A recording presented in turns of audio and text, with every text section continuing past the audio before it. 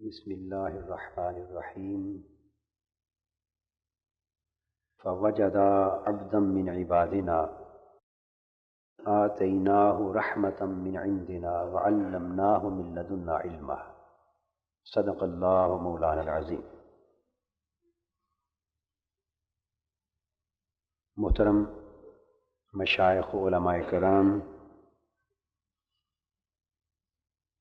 و معزز خواتین و حضرات،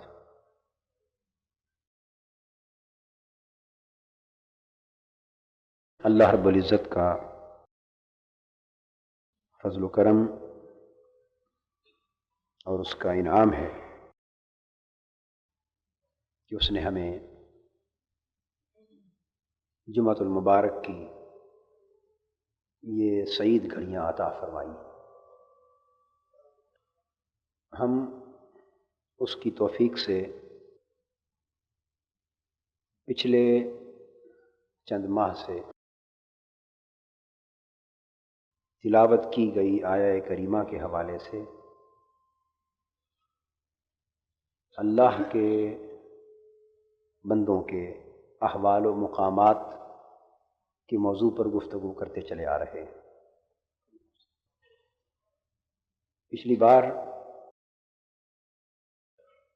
میں نے اس سلسلہ بیان کی آخری کڑی کا آغاز کیا تھا اور قرآن مجید کے معانی اور معارف کے باب میں علم ظاہر اور علم باطن کے موضوع پر گفتگو کرتے ہوئے اس مقام پر بیان کیے گئے تینوں واقعات کی باطنی تعبیر کے بیان کو شروع کیا۔ اس ضمن میں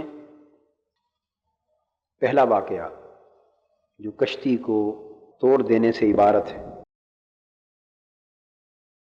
اس کا بیان ہم مکمل کر چکے تھے۔ آج ہم انشاءاللہ تعالی دوسرے واقعے پر تھوڑی روشنی ڈالنا چاہتے ہیں، اور وہ ہے قتل غلام، یعنی بچے کا مار ڈالنا۔ آپ نے تفصیل کے ساتھ یہ بات سنی کہ حضرت خضر علیہ السلام اور حضرت موسیٰ علیہ السلام جب اپنے سفر کے دوسرے مرحلے میں داخل ہوئے تو وہ بچہ جو کئی دوسرے بچوں کے ہمراہ کھیل رہا تھا، دیکھنے میں خوبصورت تھا، خوبرو تھا، صحت مند تھا، گفتگو میں تیز تھا، اس کو آپ نے مار ڈالا۔ اور حضرت موسیٰ علیہ السلام سے جب اس کی تعبیر اور تعویل بیان فرمائی، جب ایک دوسرے سے جدا ہونے لگے، اس وقت یہ فرمایا کہ اس بچے کے والدین مومن تھے،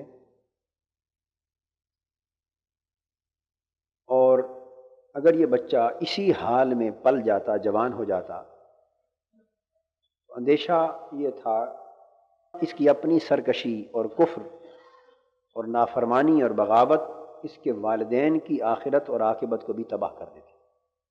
فخشینا ان یرہقہما طغیانا وکفرا۔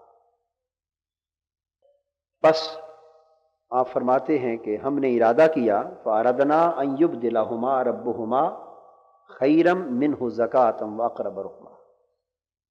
بس ہم نے ارادہ کیا کہ ان کا رب انہیں اس بچے کا نعم البدل عطا فرما دے، اور ایسا نعم البدل عطا فرمائے جو پاکیزگی میں، طہارت میں اس سے بہتر ہو، اور والدین کے حق میں رحمت اور برکت، فائدے کے اعتبار سے قریب تر۔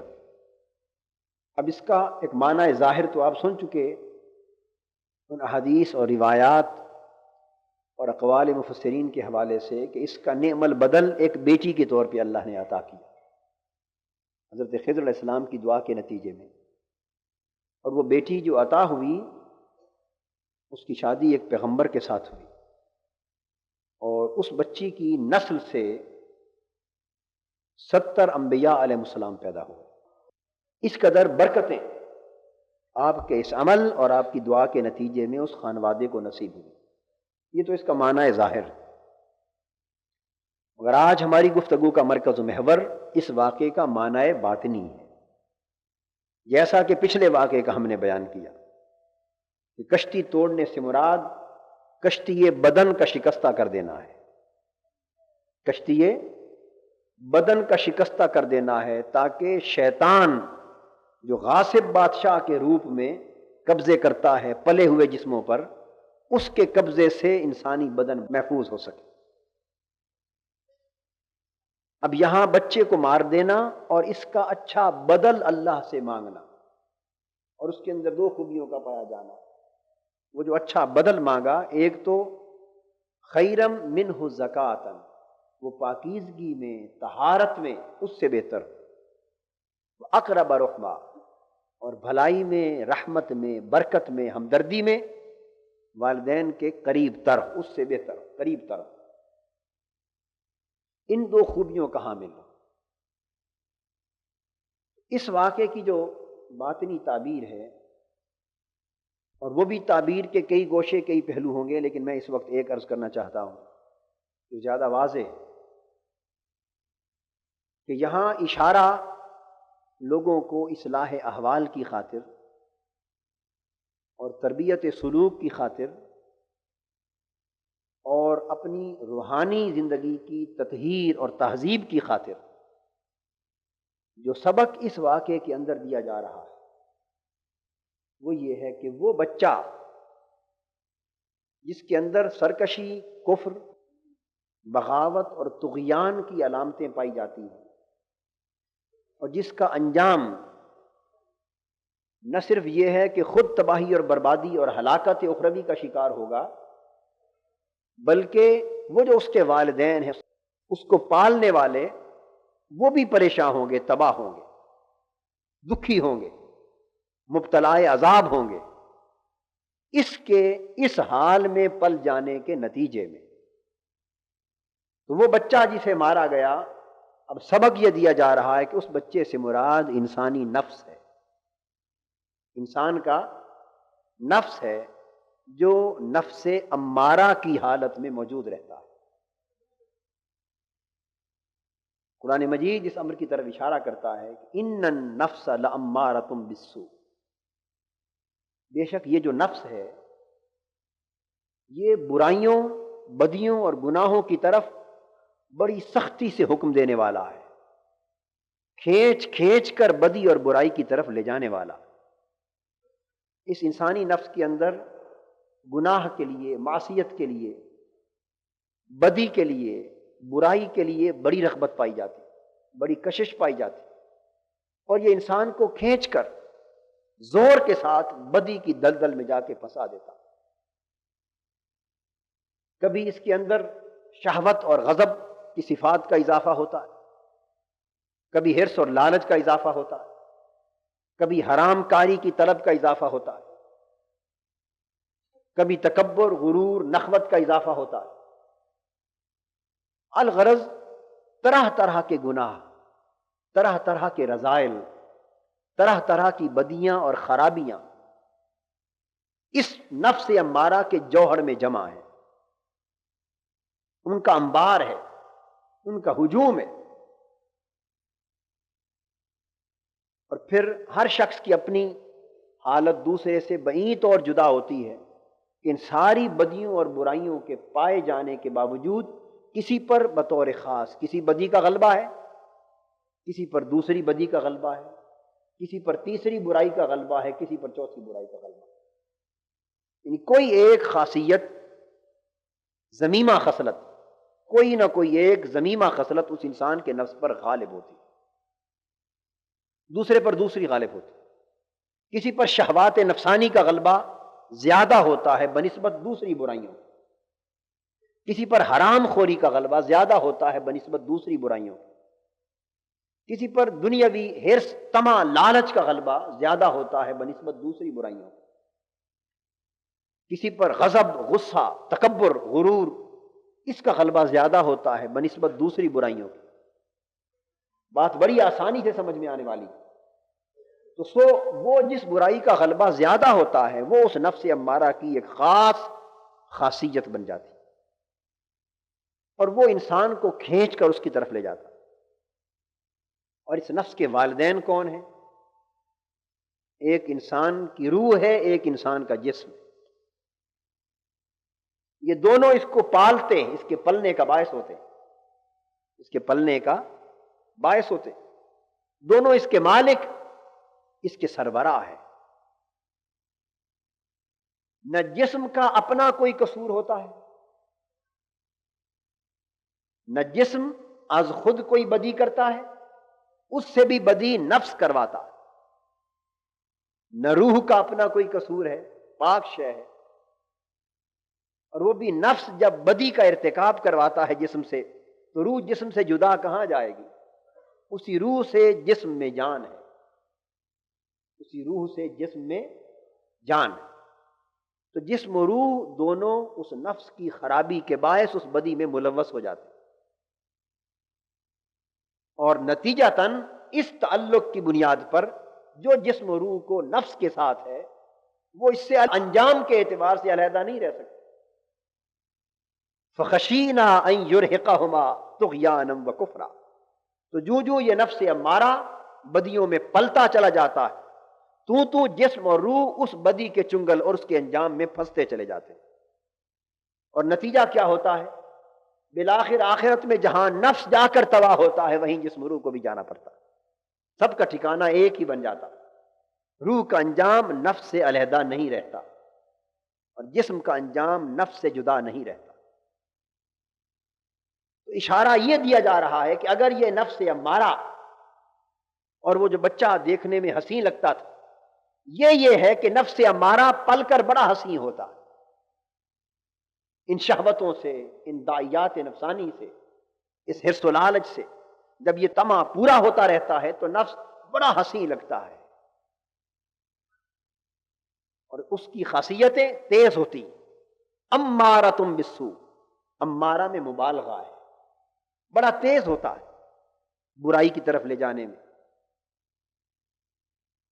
تو قرآن مجید میں یہ تصور عطا کیا گیا کہ اگر چاہتے ہو کہ تمہیں بہتر نفس میسر آ جائے، خضر علیہ السلام یہ سبق دے رہے ہیں کہ اگر چاہتے ہو کہ نفس کے دونوں مالک یعنی جسم و روح بری عاقبت سے بچ جائیں، آخرت میں عذاب سے بچ جائیں، دوزخ کی تباہ کاریوں سے بچ جائیں، اور بدی اور برائی کے عبرتناک انجام سے محفوظ ہو جائیں، اگر چاہتے ہو تو پھر اس کی واحد صورت ہے کہ یہ جو نفس امارہ ہے اس کو مار دو۔ اور مارو کیسے نہیں کہ مار کے پھینک دو، بلکہ اس کو مجاہدے کی تلوار سے مارو اور اس کو بہتر حالت نفس کے ساتھ بدل دو۔ ان یبدلہما، میں نے اس کو مارا اور اللہ نے ارادہ کیا اس کو بہتر نفس کے ساتھ بدل دو۔ تو قرآن مجید کے مطالعہ سے پتہ چلتا ہے عرفاء اور اولیاء اور صلحاء اور علماء ربانیین، اگر آپ ان کی کتب کا مطالعہ کریں اور قرآن مجید کے مختلف مقامات پر تھوڑی غواصی کریں، ڈوب کر غوطہ زن ہو کر مسئلے کو سمجھنے کی کوشش کریں، تو نفس کی 7 مختلف قسموں کا پتہ چلتا ہے۔ کتنی قسمیں؟ 7۔ بالعموم کتابوں میں 3 قسمیں بیان کی جاتی۔ کتنی قسمیں بیان کی جاتی؟ بالعموم نفس امارہ، نفس مطمئنہ اور نفس راضیہ، بالعموم 3 قسموں کا بیان آتا ہے۔ اور بعضوں نے نفس امارہ، نفس لوامہ، نفس مطمئنہ، یہ 3 قسمیں بیان کی قرآن مجید کے حوالے سے، مگر واقعہ یہ ہے کہ نفس کی 7 قسمیں اور 7 مختلف حالتیں ہیں، اور ایک حالت جب تک مجاہدے کی تلوار سے ختم نہ ہو دوسری حالت نصیب نہیں ہو سکتی۔ اب اس بچے کو بچپن ہی میں مارنا اس امر کی طرف اشارہ ہے کہ لوگوں، قبل اس کے کہ تمہارا نفس ان برائیوں اور بدیوں میں پل پل کر جوان ہو جائے اور پھر تم اس کا کچھ بھی نہ کر سکو، اسے اوائل عمر میں ہی ختم کر دو۔ جو ہی برائیوں اور بدیوں کی طرف راغب ہونے لگے اور تم بھانپ لو کہ تمہیں پھنسا رہا ہے، اس برائی کو شروع سے ہی مٹا دو، ختم کر دو، اور اس کا بہتر بدل اللہ کی بارگاہ سے مانگو۔ اب یہ نفس مرتا کس طرح ہے؟ قتل کیا نا، اس نفس کو مارا۔ بعض عرفاء نے یہ حدیث بیان کی ہے بطریق عرفاء، معنن صحیح ہے، معنن صحیح ہے۔ حضور علیہ السلام نے فرمایا موتو قبل ان تموتو، لوگوں مرنے سے پہلے مر جاؤ۔ حضور علیہ السلام نے فرمایا کہ مرنے سے پہلے مر جاؤ، یعنی موت وارد کر لو اپنے اوپر قبل اس وقت کے کہ وہ اصل موت آ جائے۔ وہ موت سے پہلے موت کیا ہے؟ یعنی اس مرنے سے پہلے اس نفس امارہ کی موت ہے کہ جب وہ موت آ گئی تو پھر تو سب کچھ مر گیا، پھر تو نفس کے بہتر نفس سے بدلنے کا امکان نہ رہا، پھر سب کچھ جاتا رہا، پھر تو جو کچھ کمایا تھا اب اس کے انجام کو پا لینے کا وقت، جو کچھ بویا تھا اب کاٹنے کا وقت۔ اس لیے موتو قبل ان تموتو، اس موت کے آنے سے پہلے اس نفس امارہ پر موت وارد کر لو، اس کو مار لو مجاہدہ کے ساتھ، کوششوں کے ساتھ۔ اگر یہ نفس امارہ تمہاری زندگی کے اندر مر گیا تو یہ تمہاری موت کو بھی زندگی بنا دے گا۔ اگر نفس امارہ انسان کی موت سے پہلے زندگی میں مر گیا تو یہ مر کے ایسے نفس سے بدل جائے گا کہ پھر موت بھی زندگی سے بہتر ہو جائے گی۔ تو وہ لوگ جو مرنے سے پہلے مر جاتے ہیں وہ مر کے زندہ ہو جاتے ہیں، جو مرنے سے پہلے مر جاتے ہیں وہ مر کے زندہ رہتے ہیں، وہ مر کے زندہ رہتے ہیں، اور جو زندگی میں روح کے اعتبار سے مرے رہتے ہیں ان کی موت ان کو ہمیشہ کے لیے معدوم کر دے۔ تو یہ بعد از مرگ جینے اور مرنے کا انحصار، حقیقی جینے اور مرنے کا انحصار اس پر ہے کہ تم زندگی کے اندر اس نفس کو کس حال میں رکھو۔ تو نفس کو مارنا کس طرح ممکن ہے؟ انہوں نے پہلے بچے کو مارا، پھر دعا کی کہ باری تعالیٰ اس کا اچھا بدل عطا کر۔ بہت سے اسباق ہیں اس واقعے کے اندر کہ جب تک پہلی خصلتیں مٹے نہ اس وقت تک اعلیٰ نفس کی بہتر خصلتیں نقش نہیں ہو سکتی۔ ہم کیا چاہتے ہیں؟ ہم چاہتے ہیں کہ ہماری بری خصلتیں قائم رہیں، حرص قائم رہے، طمع لالچ قائم رہے، نفسانیت قائم رہے، انانیت قائم رہے، بہیمیت قائم رہے، سبعیت قائم رہے، حرام خوری قائم رہے، حرام کاری قائم رہے، سفلہ نوازی قائم رہے، لذت کام و دہن قائم رہے، داعیات نفسانی قائم رہے، شہوتیں قائم رہے، سب کچھ قائم رہے، اور ساتھ ہم چاہتے ہیں کہ نماز روزے کے ذریعے روحانیت بھی مل جائے، بھوک مارے تو کرامتیں ظاہر ہو جائے، ہاتھ اٹھائیں تو ساری کی ساری نعمتیں نصیب ہو جائیں، توجہ کریں تو حال بدل جائے، جو مانگے اسی لمحے مل جائے، یعنی یہ بھی سب کچھ قائم رہے اور وہ بھی سب کچھ مل جائے۔ ہم یہی چاہتے ہیں نا، بے تکلفی سے جواب دیں، یہی چاہتے ہیں، یعنی نفس کی بری خصلتوں کا خسارہ بھی نہ ہو، یہ جو کا تو قائم رہے۔ اگر کھا کھا کر سیر ہو کر کھا کھا کر حیوانوں کی طرح پلنا چاہتا ہے تو وہ بھی پلتا رہے، کثرت کے ساتھ سو سو کر اپنی برائی میں اضافہ کرنا چاہتا ہے وہ بھی ہوتا رہے، حرام خوری کر کر کے طہارت سے دور جانا چاہتا ہے وہ بھی جاتا رہے، شہوتیں، غضب، تکبر، غرور سب کچھ اپنی جگہ قائم رہے، گردن اکڑی ہوئی ہے تو اکڑی رہے، یہ ساری بدیاں قائم رہیں، اور 7 دن میں 5 تسبیحاں پڑھ لیں، ایک تسبیح استغفار کی، ایک درود کی، ایک کلمہ کی، 2 اور کہیں سے پڑھ کے سن کر نوافل بھی پڑھ لیں، تہجد کے نماز بھی پوری کر لیں، اور سمجھیں کہ یہ بھی قائم رہے اور یہ بھی ساری کرامتیں نصیب ہو جائیں، ولی بن جائیں۔ سبق یہ دیا جا رہا ہے کہ ایسا نہیں ہوتا، یہ قاعدہ ہی نہیں ہے اسلام کا پہلے لا کی ضرب سے ہر باطل نقش کو مٹایا جاتا ہے، پھر الا اللہ کے ذریعے سے نئی چیزوں کو ثبت کیا جاتا ہے۔ لا الہ الا اللہ کا معنی یہ ہے، ورنہ پہلے نفی نہ آتی، سیدھا کہتے کہ اللہ کی الوہیت کے نقش کو ثبت کر لے دل پر، دل کی تختی پر اللہ کا نام لکھ لے۔ نہیں، یہ نہیں فرمایا، فرمایا لا الہ، پہلے غیر کے ناموں کو مٹا دے۔ کوئی معبود نہیں، کوئی محبوب حقیقی نہیں، کوئی مقصود حقیقی نہیں، کوئی مطلوب حقیقی نہیں، کوئی موجود حقیقی نہیں۔ ہر غیر کی طلب کا نقش مٹا دے، ہر غیر حرص کا نقش مٹا دے، ہر غیر کا لالچ مٹا دے، دنیا طلبی مٹا دے، شہوتیں مٹا دے، غضب و غیظ مٹا دے۔ ہر وہ شے جو اللہ سے دور لے جانے والی ہے، اس کے نقش کو لا کے پانی سے، نفی اور نہیں کے پانی سے مٹا دے، تختی کو دھو دے، غلط ہند سے مٹا دے۔ جب تختی کا سینہ صاف ہو جائے گا، پھر الا اللہ کی ضرب لگا کے اللہ کا نام نقش ہو جائے،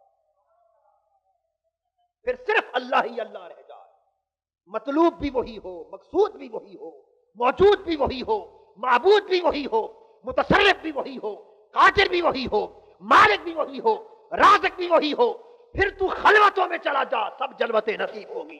تو سب کچھ سے اگر کنارہ کش بھی ہو جا، سب کچھ تیرے قدموں میں ڈالا جائے گا۔ تو دنیا سے منہ پھیرے گا، دنیا تیرے پیچھے پیچھے آئے گا،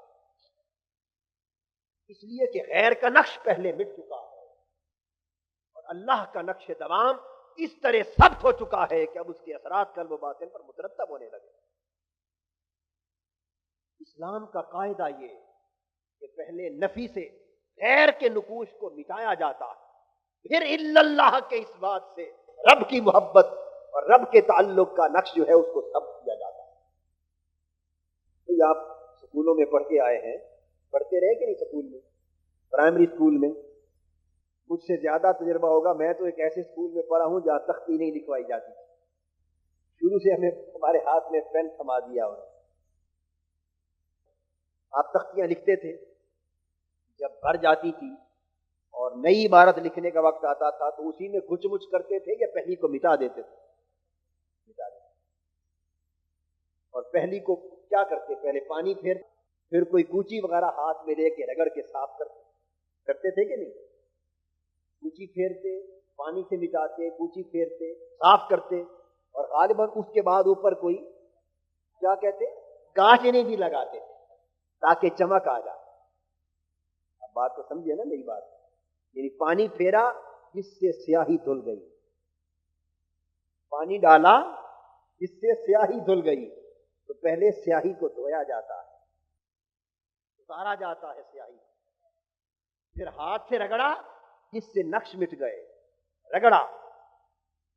اور یہ غیر کے نقش رگڑ کے بغیر نہیں مٹتے، نقش مٹ گئے اس کے لیے رگڑنا پڑتا ہے، پھر کوچی پھیری تاکہ چمک آ جائے، اور چمک آ جائے اور ایسا وہاں اس کے اوپر ایک کوٹ بن جائے کہ اب جو نئی عبارت لکھی جائے وہ جم جائے، وہ جم جائے۔ تین کام کرتے ہیں نا، سیاہی دھونے کا، نقش مٹانے کا، اور اگلے نقش کو ثبت کرنے کے لیے گانچنی لگانے کا، کوٹ پھیرتے۔ تو یہ اللہ کا پورا نظام قدرت، ہر جگہ اصول ایک ہوتا ہے، ہر جگہ اصول۔ تو دل بھی ایک تختی ہے، دل بھی ایک تختی، اس پر دنیا میں رہتے ہوئے غلط نقوش ثبت ہو جاتے ہیں، دل کی تختی پر غلط عبارتیں لکھی جاتی، غلط عبارتیں لکھی جاتی، اور ساری تختی دنیا کی محبت کی عبارت، مال و دولت کی محبت کی عبارت، شہوات نفسانی کی عبارت، اغراض نفسانی کی عبارت، حرص و لالچ کی عبارت، غرور اور تکبر کی عبارت، انانیت کی عبارت، خود بینی خود پسندی کی عبارت، دوسروں سے نفرتوں قدورتوں کی عبارت، حیض و غضب کی عبارت، بغض اور اناد کی عبارت۔ یہ ساری عبارتیں دل کی تختی کو سیاہ کر دیتی، دل کی تختی کو سیاہ کر دیتی۔ اللہ پاک فرماتے ہیں کہ اب اس کو اگر چاہتا ہے کہ صاف ہو تو لا الہ کے پانی سے دھو دے۔ بہرحال پانی کی بڑی قسمیں ہیں، میں تو ایک مثال دے رہا ہوں۔ اور نفس امارہ کی اصلاح کے لیے عرفاء لا الہ الا اللہ کا کلمہ سجد کرتے ہیں۔ اس لیے مثال دے رہا ہوں، اس پانی سے دھو دے تاکہ یہ سیاہی دھل جائے۔ تو جب تک سیاہی نہیں دھلے گی تب تک برے نقش نہیں مٹیں گے۔ پہلے سیاہی کو دھویا جاتا ہے، اور جب سیاہی دھل جائے اور پتہ چل جائے کہ یہ آدمی واقعتاً تختی کو صاف کرنا چاہتا ہے، اس کا صدق معلوم ہو جائے، اس کے بعد پھر رگڑا جاتا ہے۔ رگڑے میں کبھی بھوک آتی ہے، کبھی نیند اڑائی جاتی ہے، کبھی بیماریاں آتی ہیں، کبھی قرض آتے ہیں، کبھی پریشانیاں آتی ہیں، کبھی جسم نوچے جاتے ہیں، یہ کبھی انسان کو مختلف حالات کے اندر پلٹا کھلایا جاتا ہے۔ یہ رگڑے ہیں۔ تو جب رگڑ آتی ہے اس سے باطل کے سارے نقش مٹ جاتے ہیں۔ حضرت بلال یوں ہی بلال نہیں بنا جب تک یہودی کے رگڑے میں نہیں آیا، جب تک تمازت آفتاب سے تپتی ہوئی ریت پر لٹائے نہیں گئے، جب تک آگ میں جلتے ہوئے انگارے جسم پر رکھے نہیں گئے اور احد احد کے نعرے بلند نہیں کرائے گئے، اس وقت تک بلال اس شان کا حامل نہیں۔ جب اس رگڑ میں آئے پھر نگاہ مصطفیٰ کا انتخاب ہو گئے، پھر خریدے گئے، پھر اللہ اکبر۔ اگر اس رگڑ میں نہ تلتے تو خدا جانے حالت کیا ہوتی، مگر رگڑ پہ پورے اترے تو پھر خریدے گئے۔ کوئی تو آتا ہے نا مانگ کر اسلام لیتا ہے، اور بلال کو نگاہ نبوت نے ابو بکر کے ذریعے خرید لیا، پیسے دے کے لے لیا۔ سبحان اللہ۔ جب انسان رگڑ کی اس کسوٹی پہ پورا اترتا تو پھر نگاہیں خرید لیتی ہیں۔ بس اس تول پر پورا اترنے کی ضرورت ہے۔ اگر تول پہ ہم پورا اتر جائیں تو دیکھیے کہ کس طرح خریدے جاتے ہیں، اور بکے بغیر کوئی حال نہیں۔ کسی نے کیا خوب کہا کہ جب تک بکے نہ تھے تو کوئی پوچھتا نہ تھا، جب تک بکے نہ تھے تو کوئی پوچھتا نہ تھا، تو نے خرید کر ہمیں انمول کر دیا۔ انسان اس رگڑ سے اپنے باطن نقش کو صاف کرتا ہے، اس کے بعد پھر عبادات اور ریاضات اور اللہ اللہ کی جو کثرت ہے وہ پھر کوچ کرتی ہے، وہ چمک دمک پیدا کرتی ہے۔ اس چمک دمک کے ہوتے ہوئے جب اللہ کا نام نقش ہوتا ہے تو پھر کیفیت ہی کچھ اور ہوتی ہے۔ خیر میں عرض یہ کر رہا تھا کہ پہلے اس بچے کو مارا گیا، یہ نہیں کہ چلو یہ بھی رہے اور ایک نیک اولاد اور بھی مل جائے۔ ایک نیک اولاد اور تو ملی، لیکن جو سہانے روح یہ بنا ہوا تھا اس کا کیا بنا؟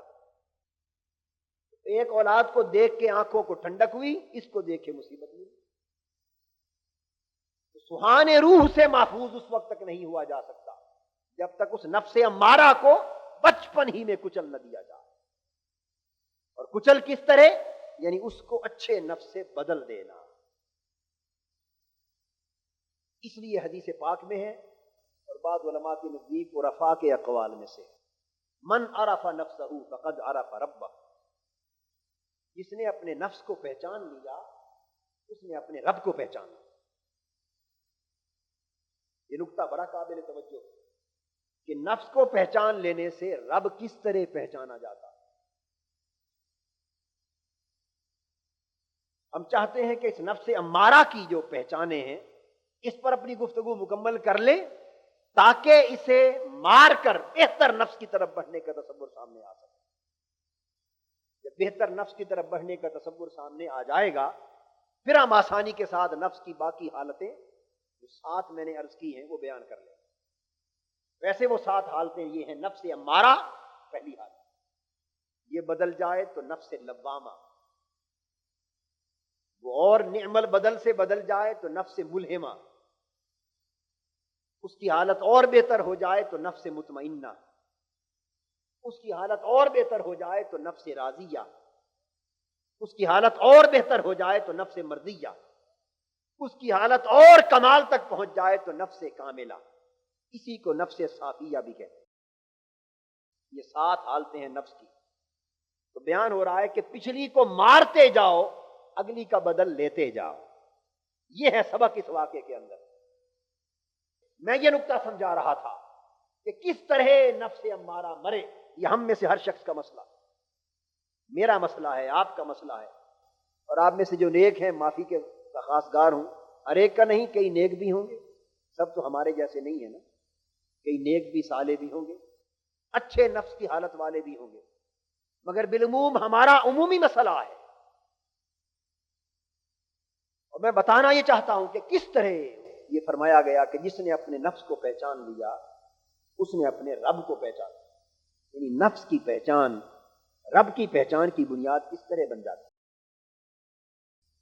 قرآن مجید بھی کہتا ہے قد افلح من زکاہا وقد خاب من دساہا، وہ کامیاب ہو گیا جس نے اس نفس کو پاک صاف کر دیا، خیرم منہ زکاتا، اس کا وہ بدل حاصل ہو جو اس سے پاکیزہ تر ہو، جو پاکیزگی میں اس سے بہتر ہو۔ پاکیزگی کا تصور دیا جا رہا ہے کہ نفس کو پاک کرو، اور اس کا پاک ہونا امارہ کا مرنا ہے، لوامہ کا نصیب ہونا ہے۔ وقت خواب من دسا، جس نے دسیسہ کاری کی، اس کی پاکیزگی اور نشو و نما کے راستے کو روکا، وہ تباہ و برباد ہو گیا، ہلاک ہو گیا۔ اسی طرح ارشاد فرمایا قد افلح من تزکا وذکر اسم ربہ فصلی، بس کامیاب ہو گیا وہ شخص جس نے نفس کا تزکیہ کیا، نفس کو پاک کیا، صاف کیا،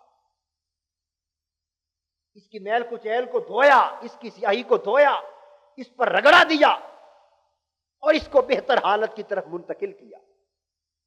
تو نفس جب پاک صاف ہو گیا، وذکر اسم ربہ، پھر اللہ کے نام کا ذکر آیا تو اس نے رنگ پیدا کر دیا، اس نے رنگ چڑھا دیا۔ تو نفس پاک ہونے سے پہلے بھی اللہ کا ذکر تھا۔ نفس پاک ہونے سے پہلے ہم اللہ کا ذکر کرتے ہیں یا نہیں کرتے؟ ذکر کرتے ہیں پر ذکر کا رنگ نہیں چڑھتا۔ ہماری دشواری یہی ہے نا، بولیے۔ ہم ذکر کرتے، جو لوگ مسجدوں میں آتے ہیں، نیک مجلسوں میں آتے ہیں، نماز پڑھتے ہیں، تو ذکر کرنے والے ہی ہو گئے نا، زیادہ نہ صحیح کم صحیح۔ کئی زیادہ کرنے والے بھی ہیں، رات کو اٹھنے والے ہیں، زیادہ اللہ اللہ کرنے والے ہیں۔ تو ذکر تو ہم کرتے ہیں، مگر شکایت کیا ہے؟ ذکر کا رنگ نہیں چڑھتا، ذکر کی لذت نہیں ملتی، ذکر کی حلاوت نہیں ملتی، ذکر اثر نہیں کرتا، ذکر اندر انقلاب نہیں لاتا، ذکر من کی کایا کو پلٹ نہیں دیتا۔ سب کچھ کرتے ہیں مگر کر کچھ نہیں پاتے۔ شکوہ یہ ہے، یہی شکوہ ہے۔ اس کی وجہ عرض کر رہا ہوں کہ وجہ کیا ہے؟ ہماری ترتیب غلط ہے، ہماری ترتیب غلط۔ یہ نہیں کہ پہلے ذکر نہیں کرنا چاہیے، وہ تو فرض ہے، وہ تو جاری رہنا چاہیے، کسی لمحے بھی اس کا ترک ممکن نہیں، مگر ترتیب یہ ہے کہ قرآن بتاتا ہے قد افلح من تزکا وذکر اسم ربہ فصلی، 3 درجے بیان کیے، 3 سٹیپس۔ ایک سیڑھی ہوتی ہے نا، سیڑھی، اس کے 15-20 سٹیپ ہوتے ہیں چھت پر چڑھنے کے لیے۔ تو آپ اگر چھت پر چڑھنا چاہیں تو پہلا قدم پہلے سٹیپ پہ رکھتے ہیں یا سیدھا ہی 10ویں سٹیپ پہ پاؤں رکھتے ہیں؟ کہاں رکھتے ہیں؟ کبھی ایسا سوچا کہ چلو یہ پہلا قدم جو ہے اس کو تو 15ویں سٹیپ پہ رکھ لیں، اگلا قدم پھر نیچے لے آئیں گے؟ ایسا کرتے ہیں؟ بڑی سیدھی سی بات ہے۔ اگر چھت پر چڑھنا ہے تو تدریجاً پہلے، دوسرے، تیسرے سٹیپ پر چڑھنا پڑے گا، پھر جا کر چھت کی باری آتی ہے۔ اس میں بھی ایک تدریج ہے، ایک ربط ہے، سٹیپس ہیں، سٹیپ وائز پروموشن ہے۔ فرمایا قد افلح من تزکا، ہر کام میں سٹیپ وائز پروموشن۔ انسان محنت کرتا ہے، درجہ بدرجہ اونچا چڑھتا ہے۔ بچہ پڑھتا ہے تو پہلے ہی سال ایم اے نہیں کر لیتا، 16 سال لگتے ہیں۔ پہلے پرائمری، ایسا کبھی نہیں ہوا کہ اس سال مڈل کا امتحان دے لیتے ہیں، اگلے سال پرائمری کا دے لیں گے، اس سال ایف اے کر لیتے ہیں، اگلی بار انشاءاللہ میٹرک کر لیں گے۔ کرتے ہیں ایسا؟ نہیں کرتے۔ مگر جب روحانیت کی باری آتی ہے ہم یہ کرتے ہیں، پہلا امتحان بی اے کا دینا چاہتے ہیں، اگلا مڈل کا دینا چاہتے ہیں۔ ہماری ترتیب الٹ ہو گئی۔ اگر ذکر کا رنگ چڑھانا چاہتے ہو اور ذکر کے اثرات قلب و باطن اور سیرت و کردار پر مترتب ہونا چاہتے ہو تو ترتیب یہ ہے کہ پہلے تزکیہ کرو نفس کا، اس من کا جو پاپی ہے اسے پاک کرو، رذائل سے پاک کرو، بری خصلتوں سے پاک کرو، طریقہ عرض کر چکا کہ اسے دھو ڈالو، اسے رگڑ دو، اس پر پھر چمک دمک چڑھاؤ، اس کو مجاہدے کی بٹی میں ڈالو۔ سونا آپ کو ملتا ہے، آپ سیدھا پکڑ کے زیور نہیں بنا دیتے، اسے پہلے آگ پر چڑھاتے ہیں، کٹھالی میں ڈالتے ہیں، پگھلاتے ہیں، میل کچیل کو نکالتے ہیں، ستھرا کرتے ہیں، پھر سونا صاف ہوتا ہے، اور صاف ہونے کے بعد زیور میں کھپنے کے قابل ہوتا ہے، پھر زیور بنتا ہے تو کسی کے ماتھے کا جھومر جا بنتا ہے، پھر کسی کے تاج کی جھومر جا بنتا ہے، زینت بنتا ہے۔ آپ لوہا لے لیں، زمین سے نکلتا ہے، اس لوہے میں میل کچیل ہوتی، آپ آگ پر رکھتے ہیں، پگھلاتے ہیں، بٹیوں پر چڑھاتے ہیں، میل کچیل صاف کرتے ہیں، صاف ستھرا کرتے ہیں، اس کی کوالٹی کو امپروو کرتے ہیں، پھر جا کر وہ اس قابل ہوتا ہے کہ گڑیوں کا حصہ بنے، اعلیٰ اعلیٰ قیمتی آلات کا حصہ بنے۔ میل کچیل نکلتی اسی میں سے ہے، مگر وہ مٹی کے بعد ضائع ہو جاتی ہے، یہ سونے سے بھی بہتر تل جاتا ہے۔ تو آگ کی بٹی سے گزرنے کے بعد جو حالت ہوتی ہے، سونا بھی لوہے کا مقابلہ نہیں کر سکتا کبھی، اور جو اسی میں سے نکلا ہوتا ہے وہ مٹی کے پاؤ ہو جاتا ہے۔ جو آگ سے پہلے کی حالت وہ مٹی کے پاؤ، جو آگ میں پگھلنے کی بعد کی حالت وہ سونے سے بھی اعلیٰ۔ آپ نے غور کیا نا، ہے یہی لوہا، تو زمین آسمان کا فرق پڑ گیا، اس لیے کہ یہ حالت تزکیہ کے بعد کی ہے، وہ حالت تزکیہ سے پہلے کی تھی۔ تو قبل تزکیہ حالت مٹی کے پاؤ ہے، اور بعد از تزکیہ حالت وہ ہیرے جواہرات سے بھی اعلیٰ ہے۔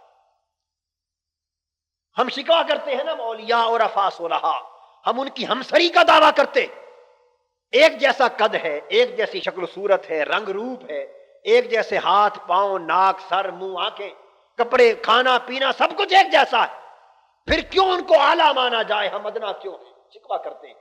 بھئی فرق یہ ہے کہ وہ کٹھالی میں سے پگھلنے کے بعد صاف ستھرے ہیں، ہم کٹھالی میں آنے سے پہلے کی حالت میں، ہم میل کچیل والے ہیں، ان کی میل کچیل نکل چکی ہے۔ میں عرض یہ کر رہا تھا، قد افلح من تزکا، بس پہلے جس نے تزکیہ کیا، اپنے آپ کو مجاہدے کی کٹھالی میں ڈالا اور صاف کر لیا، پاک کر لیا، وذکر اسم ربہ، پھر اس کے بعد اپنے رب کا ذکر کیا۔ اب جب رب کا ذکر ہوا، اس کے نام کا ذکر ہوا، تو اب اس ذکر کے اثرات بھی کچھ اور۔ پہلے ذکر صرف ثواب دے رہا تھا، اب ذکر اثر بھی دے رہا ہے۔ اب فرق سمجھ گئے نا، محروم پہلے والا بھی نہیں، اللہ کا ذکر محروم کسی کو نہیں چھوڑتا، مگر پہلے جو ذکر کیا صفائی کی حالت سے پہلے جو ہم کرتے ہیں، اس ذکر نے فقط اجر دیا، ثواب دیا، نیکیاں دی، درجے دیے، آخرت میں ثواب کا انبار لگتا رہا، ضائع نہیں گیا، ثواب ملا۔ اور جو صفائی کے بعد ذکر ہوا اس نے اثر کیا، اس نے اثر کیا، اس نے رنگ چڑھایا، اس نے کیفیت بدلی، اس نے من کو چمکا دیا۔ اور اس کے بعد فصلا، پھر نماز پڑھی۔ نماز تو پہلے بھی پڑھ رہا تھا، پہلے ترک نہیں کی، مگر اس نماز کا اور اس نماز کا زمین و آسمان کا فرق ہے۔ وہ نماز فقط نماز تھی، یہ نماز بھی ہے اور معراج بھی ہے۔ الصلاۃ معراج المؤمنین، نماز مومنوں کا معراج، نماز مومنوں کا معراج، کہ جس مصلی پر کھڑا ہے قلب عرش الہی پر ہے، مومنوں کا معراج۔ تو فرمایا کہ پہلے اس بچے کو مار دیا تاکہ بری خصلتوں سے نجات ملے، نفس کو بری خصلتوں سے نجات ملے۔ جب نجات مل جائے تو پھر بہتر نفس کی حالت کا مطالبہ کرو، تقاضا کرو، خواہش کرو اور کوشش کرو۔ اب سوال یہ ہے کہ نفس کیسے مرے، اللہ کی معرفت نفس کی پہچان سے کیسے پیدا ہو، یہ سوال ہم اس طرف توجہ نہیں دیتے۔ میں یہاں ایک بڑا بنیادی نقطہ سمجھانا چاہتا ہوں، وہ یہ کہ نفس کے اندر خرابیاں جدا جدا ہوتی۔ نفس کی پہچان کیسے ہو؟ من عرف نفسہ، جس نے اپنے نفس کو پہچان لیا، تو پہلی بات تو یہ کہ نفس کو پہچانے بغیر نفس مرتا نہیں۔ نفس کی پہچان کے بغیر نفس مرتا نہیں، اور نفس کو مارے بغیر نفس سنورتا نہیں، اور نفس کو سنوارے بغیر رب ملتا نہیں۔ نفس جب تک پہچانا نہ جائے تب تک مرتا نہیں، اور جب تک اس امارہ نفس کو مارا نہ جائے تب تک سنورتا نہیں، اور جب تک نفس کو سنوارا نہ جائے تب تک رب ملتا نہیں۔ یہ تو ایک کڑی ہے، سلسلہ ہے۔ تو نفس کی پہچان کس طرح ہو تاکہ مارا جا سکے، یہ تو اس حدیث کا معنی ہے جو میں نے عرض کر دیا، من عرف نفسہ فقد عرف ربہ، جس نے نفس کو پہچان لیا وہ اس راستے پر چڑھ گیا کہ بالآخر اب رب کی معرفت اور اس کی پہچان ہو جائے گی۔ یہ معنی ہے اس کا، وما علینا الا البلاغ۔